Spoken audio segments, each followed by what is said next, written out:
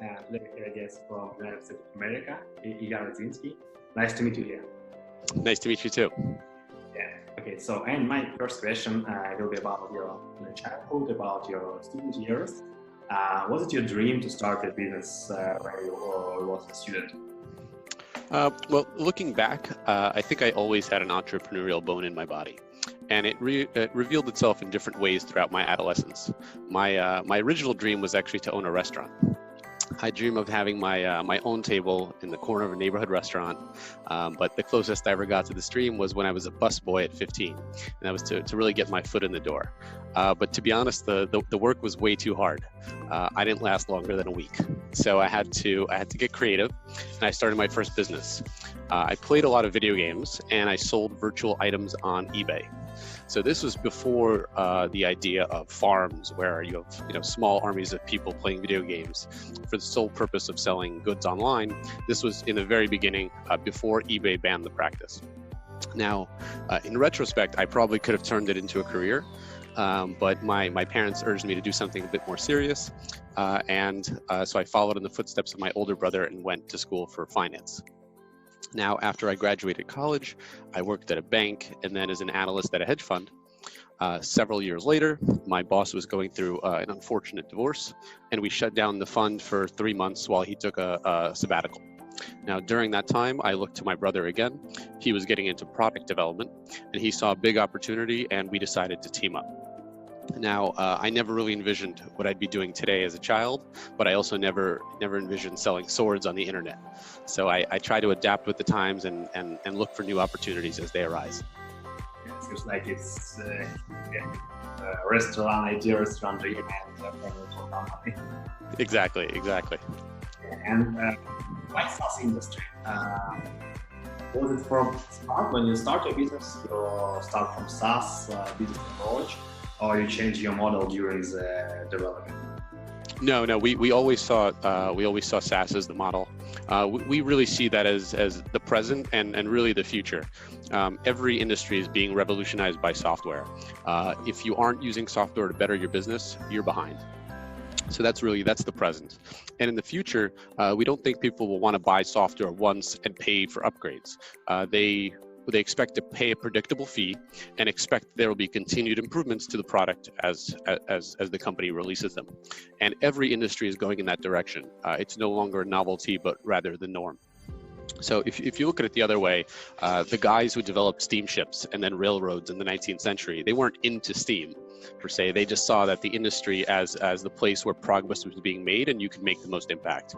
And the same can be said about software today. It's really the next cycle of the industrial revolution. And how has TaxDome started? Was it your idea or your brother? It was both of our ideas. So we are co-founders, and we were previously internal IT for a large accounting firm.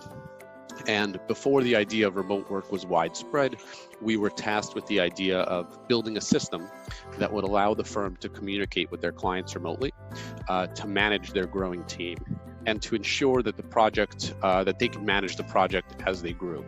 And the firm enjoyed really great success, and we were able to see how accountants work and what their end clients needed to make work seamless.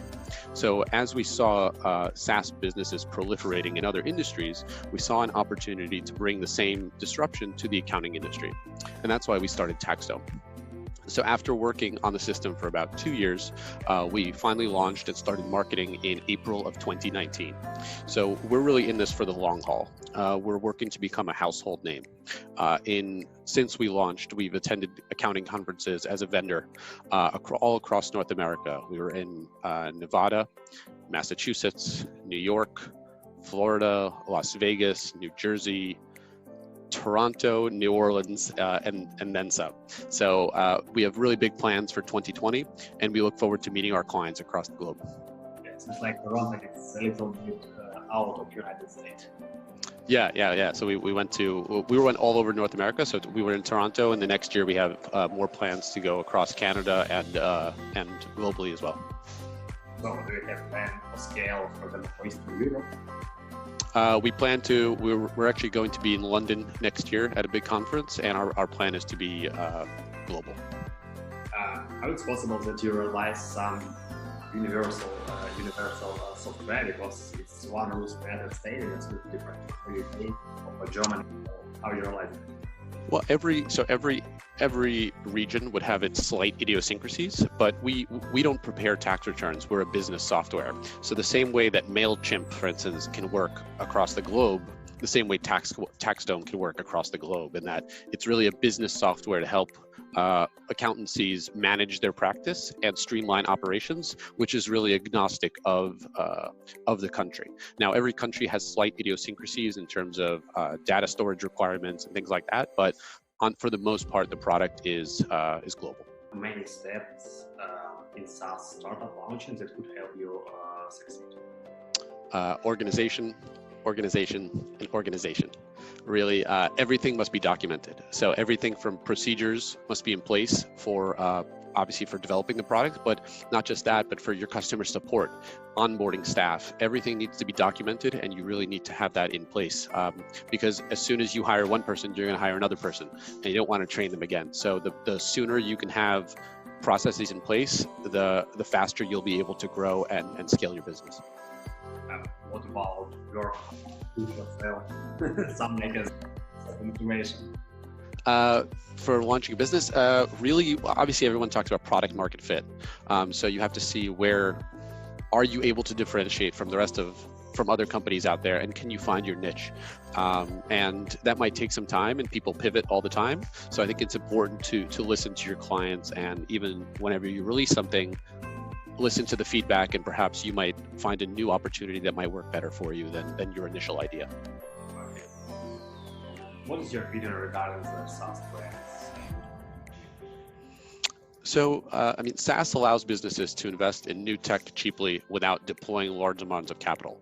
I think this is a massive benefit, and that's one of the other reasons I think that SaaS is not a trend, but I think it's just going to be continual growth in the industry. Every major company from Adobe to Microsoft, they're all moving towards SaaS, and I think this will only continue. Okay. And what is your favorite book, what you could recommend for other entrepreneurs? Measure What Matters by John Doerr. It's really the modern way to think about focusing organizational goals and keeping your team on track. It really helped me and our team tremendously to become more transparent and more diligent towards working our goals and objectives. I also really like Elon Musk's biography, the part where he bans all acronyms, that he doesn't personally approve. It really cracked me up. It sounds crazy, but it really is genius at the same time. As an organization grows, it's critical to make it accessible for new entrants, and small things like that can really make a huge difference. And my last question will be how to make revenue over $10 million in current year. Well, to get to 10 million, you have to get to 9 first. So we focus on one day at a time. So we really want to grow healthy and steadily. We really want to focus on quality, and growth for the sake of growth, we think, is pointless in the long term. And I think we've all seen the cautionary tales from that from other startups. And then finally, it's to champion the team, right? So no one can build this. No one can build an organization by themselves, and it's really the people that you surround yourself that can take you from 0 to 100.